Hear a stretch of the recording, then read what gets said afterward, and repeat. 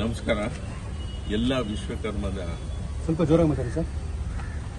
ನಮಸ್ಕಾರ. ಎಲ್ಲ ವಿಶ್ವಕರ್ಮದ ಮುಖಂಡರುಗಳು, ಅಧ್ಯಕ್ಷರುಗಳೆಲ್ಲ ಸೇರಿದ್ದಾರೆ. ನಾವು ಇತ್ತೀಚೆಗೆ ಒಂದು ಜಾಹೀರಾತು ಕೊಟ್ಟೆ. ಅದರಲ್ಲಿ ಒಂದು ಪದ ಆಚಾರಿ ಅನ್ನೋದನ್ನು ಬಳಸಿದ್ದೀನಿ.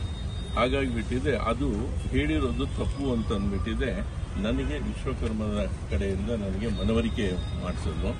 ಅದು ನಮಗೆ ಗೊತ್ತಿಲ್ಲದೆ ಮಾಡಿರುವಂಥ ಒಂದು ತಪ್ಪು.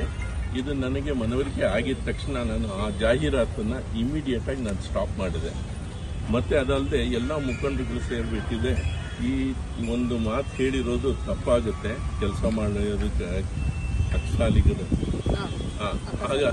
ಅಕ್ಕಸಾಲಿಗರು ಹಾಗಾಗಿಬಿಟ್ಟಿದೆ. ನೀವೆಲ್ಲರ ಕಡೆ ಮನಸ್ಸು ಬೇಸರ ಮಾಡಿದ್ದೀರಾ. ಅದನ್ನು ನೀವು ಇದ್ರ ಬಗ್ಗೆ 4 ಮಾತಾಡಿದ್ರು ಕ್ಷಮೆ ಯಾಚಿಸಬೇಕು ಅಂತ ಹೇಳಿದ್ರು. ಈಗಾಗಲೇ ಇದಕ್ಕೆ ಮುಂಚೆನೂ ಒಂದ್ಸಲ ಕ್ಷಮೆ ಯಾಚಿಸಿದ್ದೀನಿ, ಹೇಳಿದ್ದೀನಿ.